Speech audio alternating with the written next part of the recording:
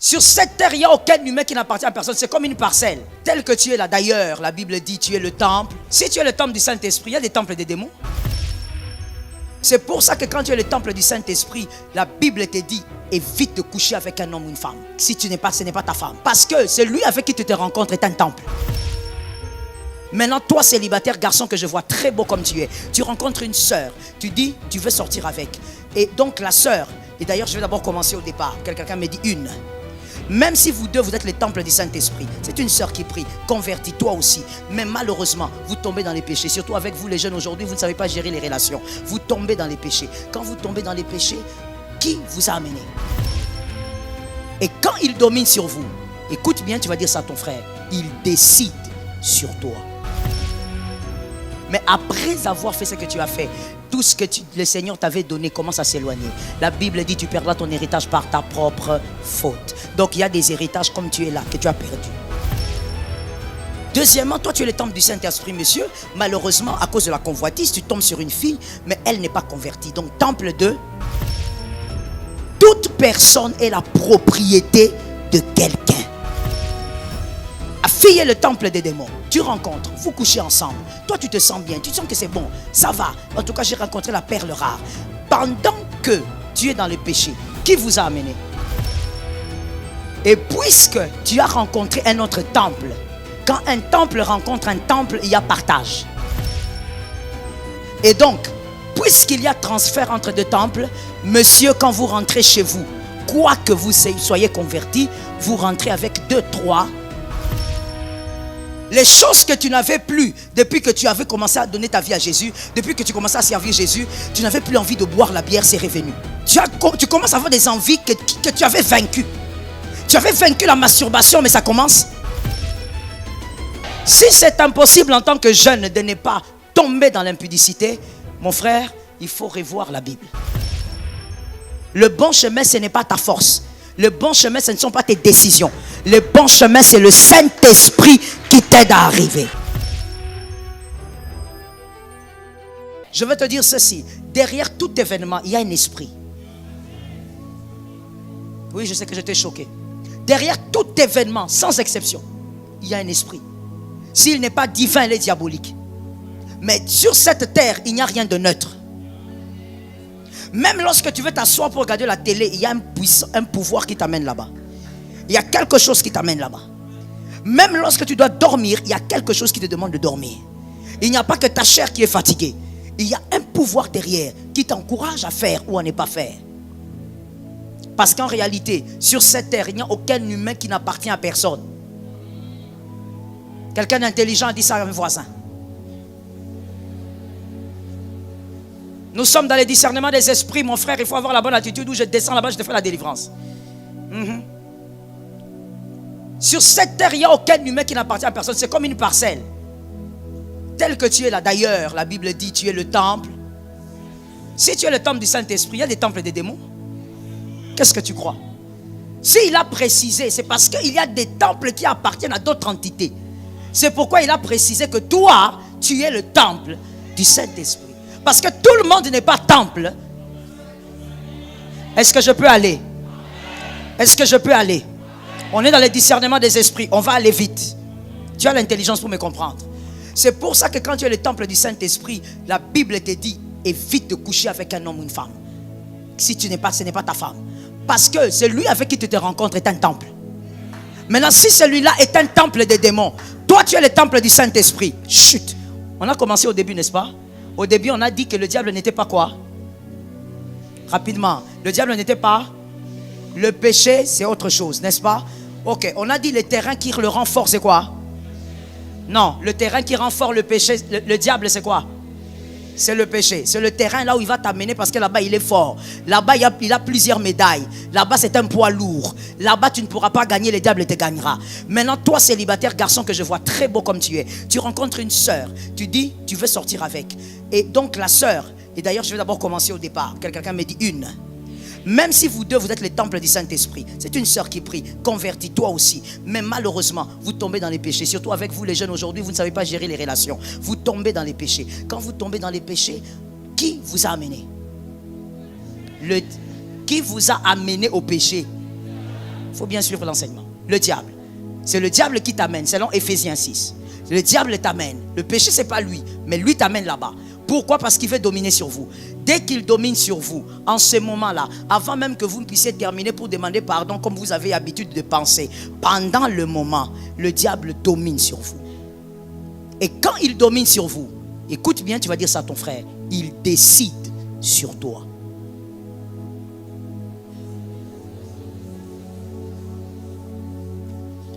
On a compris là? Le diable décide. Ainsi tu verras qu'on a prié pour toi, tu as reçu. Même la même nuit, tu as fait des rêves où tu as possédé quelque chose. Mais après avoir fait ce que tu as fait, tout ce que le Seigneur t'avait donné commence à s'éloigner. La Bible dit tu perdras ton héritage par ta propre faute. Donc il y a des héritages comme tu es là, que tu as perdu. Quelqu'un m'a dit 2. Deuxièmement, toi tu es le temple du Saint-Esprit, monsieur. Malheureusement, à cause de la convoitise, tu tombes sur une fille, mais elle n'est pas convertie. Donc temple de... Non. Le diable n'habite pas le corps. Non. Démons. Ce sont les démons qui habitent le corps. Satan n'a pas encore possédé un corps. Il ne possédera pas un corps, il naîtra comme Jésus était né et ça sera l'antéchrist. Je t'ai déjà parlé de ça quand on a enseigné sur Jésus revient bientôt. Donc, la fille n'est pas convertie, elle est temple de... Quelqu'un m'a dit, pasteur, même si elle n'est pas convertie, est-ce qu'elle est forcément temple des démons? Alors tu n'as pas écouté la phrase qu'on a dit tout à l'heure. On avait dit qu'il n'y a pas de personne qui soit... Toute personne est la propriété de quelqu'un. La fille est le temple des démons. Tu rencontres, vous couchez ensemble. Toi, tu te sens bien, tu sens que c'est bon, ça va. En tout cas, j'ai rencontré la perle rare. Pendant que tu es dans le péché, qui vous a amené? Sur quel terrain? Qui domine là-bas? Pendant qu'il domine, il décide aussi maintenant sur toi. Est-ce que quelqu'un m'entend? Et puisque tu as rencontré un autre temple, quand un temple rencontre un temple, il y a partage. C'est pourquoi l'Écriture dit, ils deviendront... Une seule chair là, ce n'est pas l'amitié, c'est la sexualité. Oui, oui. Si tu ne savais pas, je t'ai dit. Une seule chair, c'est ça. Ils deviendront une seule chair. Mais cet acte aussi de devenir une seule chair ne se fait pas une seule nuit. Ça, c'est un autre enseignement. Ça se fait progressivement. Je ne parlerai pas de ça, sinon ça va m'amener trop loin. J'ai beaucoup de choses à dire. Et donc, ils deviendront une seule chair. Pourquoi? Parce que 2 temples se sont rencontrés. Quand 2 temples se rencontrent, il y a forcément partage. Est-ce que quelqu'un m'entend? Le plus fort va dominer sur le plus faible. Est-ce qu'on est ensemble? Jusqu'à là, on est ensemble? On est sur le point quoi? Là où l'homme est le temple du Saint-Esprit, la femme. Alors maintenant, quand ils se rencontrent, le diable domine. Pourquoi? Parce qu'en réalité, l'homme a le Saint-Esprit. Pourquoi le diable domine? Parce qu'on a dit le plus fort va dominer. Mais le plus fort entre le Saint-Esprit et les démons, c'est qui? Mais pourquoi pendant ces moments-là, c'est le diable qui va dominer sur l'homme? Très bien. Les gens qui m'ont bien suivi, je voulais que ça prenne bien ici. Et quand je vais décoller, tout sera clair. Parce que le diable t'a amené sur son terrain. Sur ce terrain-là, c'est lui qui est fort. Il n'y a pas de discussion. Et comme Dieu est juste, il a établi des règles. Dieu ne viendra pas là-bas te défendre. Sinon, le diable lui-même lui dira, tu as violé tes règles. Toi, tu es juste. Comment tu peux venir ici? Ici, c'est mon terrain. Toi, tu ne peux pas régner ici. Et donc, puisqu'il y a transfert entre 2 temples, monsieur, quand vous rentrez chez vous, quoi que vous soyez convertis, vous rentrez avec 2, 3.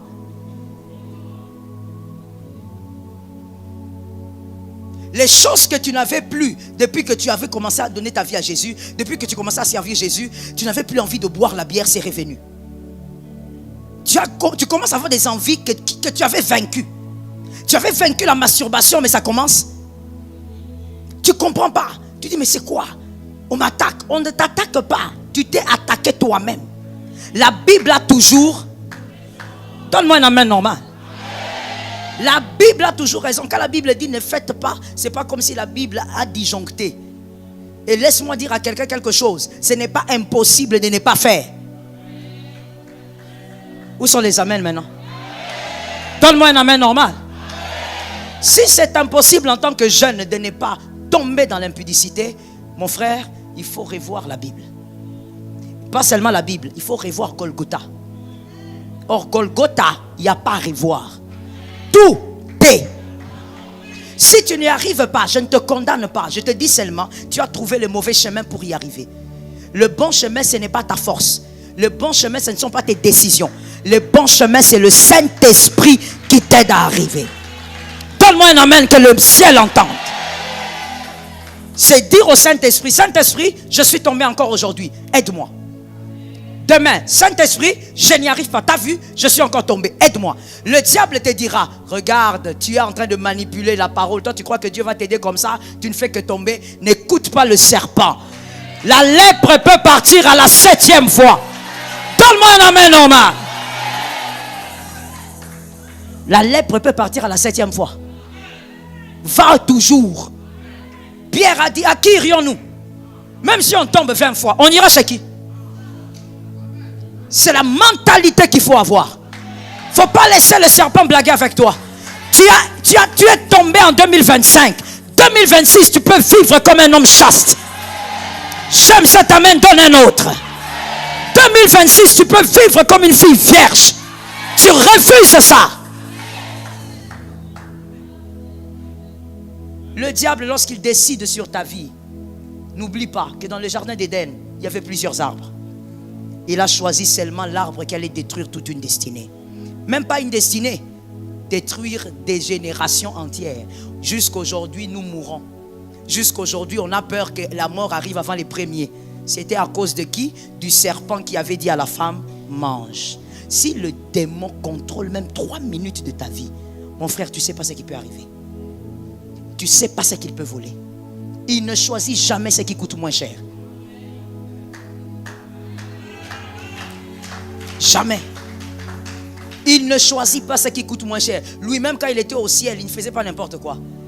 Il avait lui-même le département le plus important. Parmi les seuls anges qui voyaient Dieu en face, comme l'Écriture le dit. Parmi les rares qui voyaient, qui connaît la face de Dieu. Toi, comme tu es là, toi et moi, si on dit, le Dieu qu'on adore là, il a un visage comment? On ne sait pas. Mais lui, il sait. Il n'était pas n'importe qui. Et donc, ne permets pas qu'il puisse te prendre ce que tu ne connais pas. Il reste combien de jours avant 2026? Ce n'est pas le moment de tomber dans l'impudicité. Est-ce que quelqu'un m'a entendu? Toi, tu as déjà fait des calculs à la fin de cette année-là. Tu as déjà même payé l'hôtel.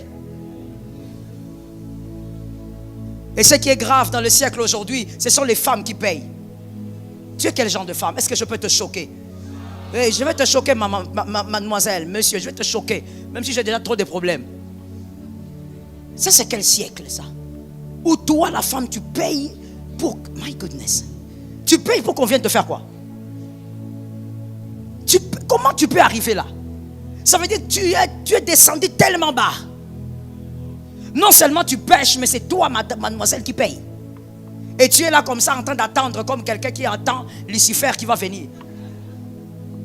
Et lui, le monsieur, se tape le luxe de venir en retard parce qu'il sait que c'est toi qui supplies. Comment tu es arrivé à ce niveau-là? Qui t'a dit qu'au Touli? Ça veut dire que tu dois faire un... Attends, il faut que je te prenne, je te mette dans ma maison, je te fais un recyclage d'1 semaine. Quand tu sors de là, tu changes. Comment tu peux manquer d'estime jusqu'à ce point? Tu supplies un homme pour des choses comme ça. Les autres supplient Dieu pour des choses grandioses. Toi, tu supplies un homme pour qu'il te donne des choses comme ça. Dans les péchés. Et quand tu sors de là, tu commences à pleurer. Ne vous grattez pas la tête, regardez-moi. Parce que vous avez fait des projets dans quelques jours ici, vous les jeunes. Vous avez fait des projets. Nous, on croit que le modèle que tu nous as fait là, c'est pour tes 31. Oh, c'est pas pour les 31. C'est pour que tu mettes ça sur un lit sale. Qui a des épines et des puces. Tu es là, tu sors là-bas, tu pleures. Qu'est-ce qu'il y a? Pourquoi tu pleures? Ta copine te demande qu'est-ce qui s'est passé. C'est trop triste. Un coup seulement. Regarde-moi ici. Regarde-moi ici. Il n'y a rien que je te dis que tu ne connais pas. Il n'y a rien que je te dis que tu n'as pas projeté.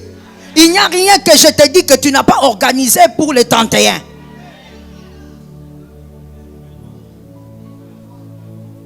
C'est pour ça que vous aussi les hommes, c'est comme si Dieu vous a flagellé.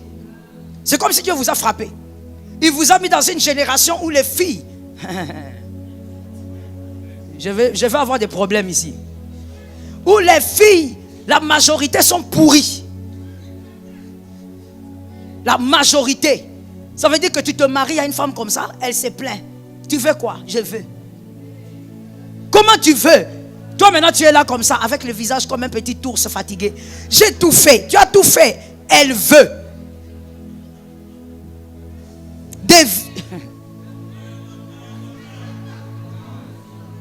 Des gens, donc ça veut dire, la Bible a toujours raison. Ma soeur, si tu as déjà fait ce que tu as fait, c'est le moment maintenant de te ressaisir. C'est pourquoi la parole que je prêche est en train de sortir. Ce n'est pas pour te condamner. Il faut que tu t'arrêtes. Et que tu voies les choses comme le Seigneur le voit. La Bible a toujours raison. Je veux que les hommes me donnent un amen. Un autre amen puissant. Si tu es une femme, ne mets pas la main dedans, c'est quoi? Les hommes me donnent un autre amen. Voilà, ça c'est un amen. Lorsque la Bible dit préserve-toi, homme, préserve-toi, femme. Écoutez, quand un homme s'est préservé, il rencontre une femme qui s'est préservée, ils vont se plaindre de quoi? La femme va dire que tu embrasses mal. Elle a su ça où? Mais toi tu sais.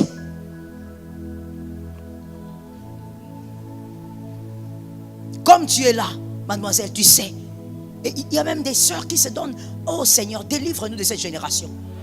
Il y a même des sœurs qui se mettent à dire, oh pasteur, non pas à côté, hein, je vous dis pas à côté. Devant moi comme ça, elle n'a même pas peur quoi. Pasteur, moi en tout cas, moi je ne peux pas me marier comme ça. Vous prêchez l'abstinence, mais si maintenant, au-dedans, maintenant je suis choqué. Comment toi tu seras choqué? Longtemps travaillé.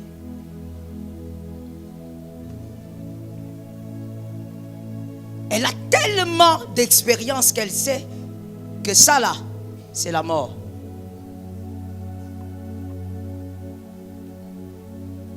Tu fais la tête comme ça. Vous voyez le piège du péché. Quand la Bible dit non, et je ne parle pas que des femmes, même les hommes. Quand la Bible dit fais un effort, attends. La Bible c'est ce qu'elle dit. Il y a même des sœurs aujourd'hui qui disent Nakoufa. Qu'est-ce que ça veut dire? Qu'est-ce que ça veut dire? Là c'est toi qui dois prendre le micro, tu dois m'enseigner. Ça veut dire quoi? Comment les veuves font? Les veuves d'ailleurs elles étaient dedans. Maintenant l'homme est parti. Elle fait comment? Toi tu as quoi? On t'a piqué quelque chose?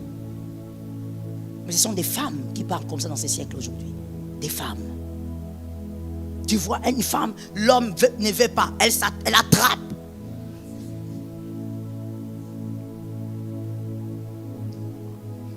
Il est capable même de prendre le téléphone. Maman, je suis en train de mourir.